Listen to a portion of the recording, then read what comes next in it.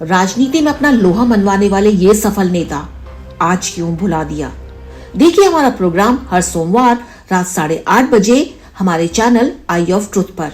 भारत के वंचित तथा दबे कुचले दलित समुदाय में बाबा साहेब भीमराव अंबेडकर के बाद यदि किसी दूसरे दलित नेता को सम्मान की नजरों से देखा जाता है तो वो है कांसीराम, क्योंकि उन्होंने दलितों को राजनीति सत्ता में भागीदार बनाया और वो भी बड़ी दबंगी से। समूचा भारतीय समाज अंबेडकर को सबसे अधिक सम्मान इसलिए देता है कि एक तो वो हमारे संविधान के मुख्य जनक थे और दूसरा उन्होंने दलितों को सर ऊंचा करके समाज में बराबरी का दर्जा कानूनी तौर पर दिलाया। वहीं उसके विपरीत कांसीराम ने बरसों बरस गुपचुप तरीके से जमीनी स्तर पर काम किया और दलित समुदाय के नीचे के कर्मचारियों से लेकर आईएएस अधिकारियों तक को सबको समान जोड़ा और समय आने पर अपनी ताकत दम ठोक कर दिखा दी। उत्तर प्रदेश की कई बार मुख्यमंत्री रही मायावती इसी ताकत का जीता जागता उदाहरण है। मायावती सहित सभी लोगों के बीच मान्यवर के नाम से प्रचलित कांसीराम एक अक्खड़ किस्म के नेता थे, जिसने दलित समाज को एकजुट करके उत्तर भारत की हिंदी पट्टी की राजनीति धारा को पलट कर रख दिया था। कांसीराम के राजनीति में प्रवेश करने के पीछे एक बहुत ही दिलचस्प घटना जुड़ी हुई है।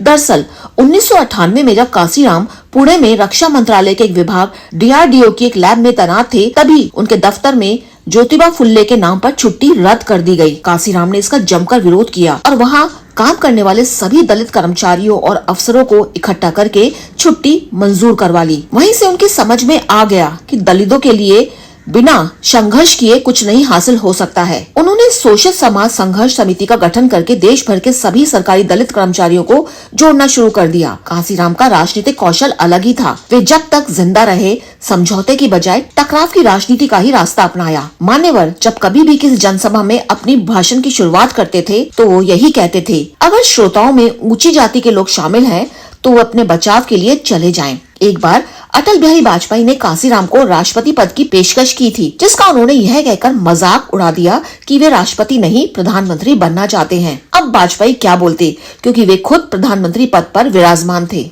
साल 1977 के दौरान कांसीराम ने कहीं किसी सभा में मायावती को भाषण देते हुए सुना और उनको एक भावी दलित नेता दिखाई दिया। कांसीराम ने मायावती के पिता से गुजारिश की कि वो मायावती को प्राथमिक शिक्षक की नौकरी छुड़वाकर राजनीति में प्रवेश करवा दें, पर मायावती के पिता ने साफ इनकार कर दिया। चूँकि मायावती खुद बहुत महत्वाकांक्षी थी, इसलिए उन्होंने अपने पिता का घर छोड़ दिया और पार्टी दफ्तर में रहने लगी।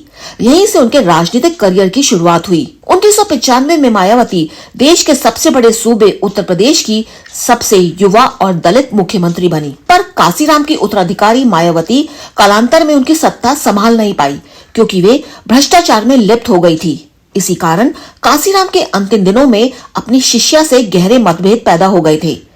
यह भी बात बहुत उछली थी कि कांसीराम यानी मान्यवर के आखिरी दिनों में मायावती ने किसी को भी उनसे मिलने नहीं दिया, जिस पर खासा विवाद भी हुआ था। 15 मार्च 1934 को पंजाब में पैदा हुए कांसीराम ने 1971 में बाम सेफ और DS4 नामक संगठनों का गठन किया और 1984 में बहुजन समाजवादी पार्टी बनाई। वे संसद के दोनों सदनों के सदस्य रहे थे।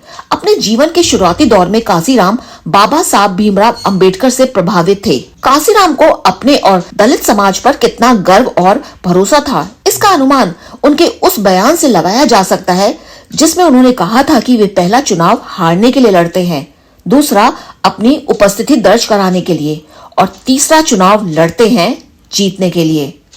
कुशाल जीना के साथ अनुजन रोहतगी, आई ऑफ ट्रुथ। हमारे चैनल आई ऑफ ट्रुथ को सब्सक्राइब कीजिए YouTube पर, इसे फॉलो कीजिए Facebook पर, Instagram पर, Twitter पर और कू पर।